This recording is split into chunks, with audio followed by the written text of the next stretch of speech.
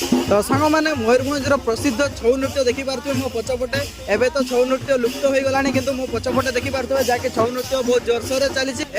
प्राक्ट चली जहाँकि प्रोग्राम अच्छे अक्टोबर 7-8 मणदा रोड नुआ गाँव में। तो आपण मैंने बहुत संख्यार आसतु छऊ नृत्य देखु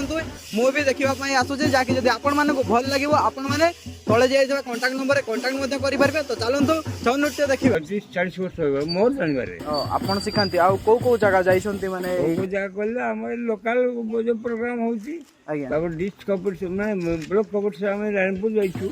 आज्ञा आउ रानीपुर जाइछु आ जय लोकाल प्रोग्राम होची करछु आ कोन लोकल ले बहुत खाली छऊ नृत्य कर बेंगल रे